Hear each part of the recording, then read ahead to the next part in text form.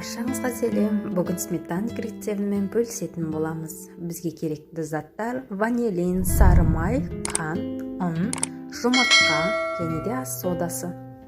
Тісімізге жұмыртқамызды саламыз, үстіне қантымызды саламыз, жақсылап араластырамыз. Қантымыз әбден еру керек, осындай болып шығады.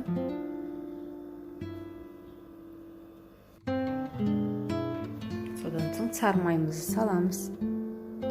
Сары майымыз әбден ерігенше осындай етіп араластырамыз.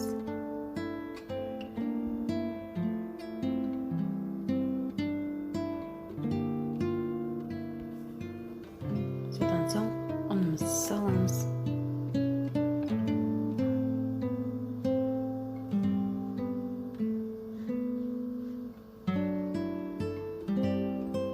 Ас содасын саламыз. Кішкене ғана ванилин салып, араластырып илейміз.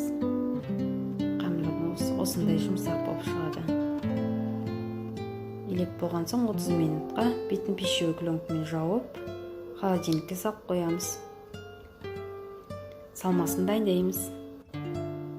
Бізге салмасына сметана 20%.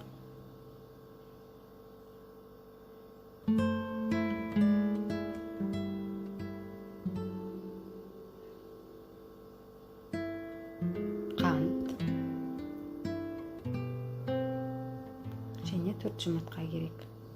Бәрін бірге салып алып, жемендеп венчикпен араластырамыз. Миксерлемейміз. Миксерлеген жағдайда салмамыз сұйық болып кетеді.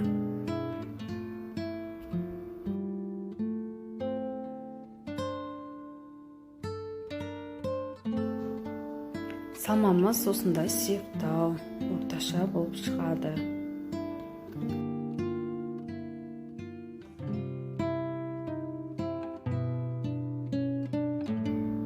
Қамырымыз дайын.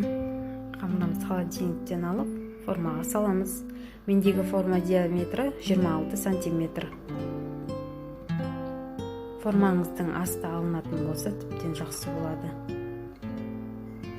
Пирог соғылған уақытта алуға оңайырақ болады. Және форманың астына пищевой қағаз төсесеңіз болады.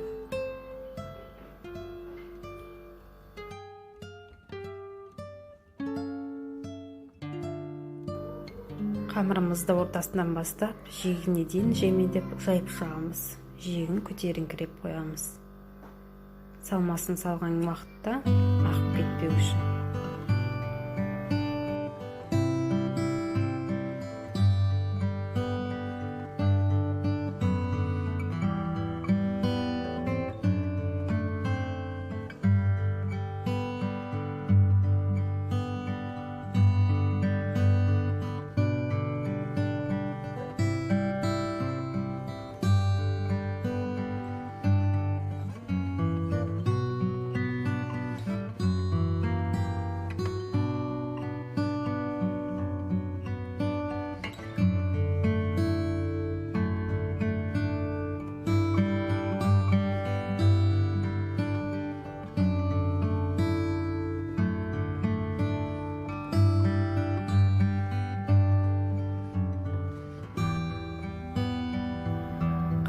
Дайын.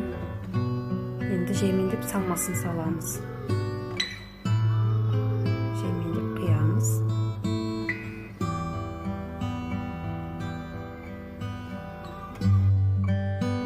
Пешімізді алдын ала қыздырып қойып, 180 градуста 35-40 минутта пісіріп аламыз. Пирогымыз піскен соң ыстықтай формасынан алмаймыз. Суытып барып аламыз. Және де салмасы да суы керек. Салмасы сәл сұйықтау болып тұрады.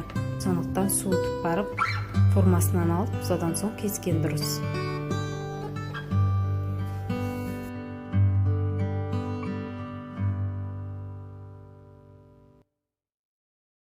Рецепті жасап көріңіздер. Рецепт ұнаса каналға тіркеліп, лайк басып, комментарий жасай кетіңіздер.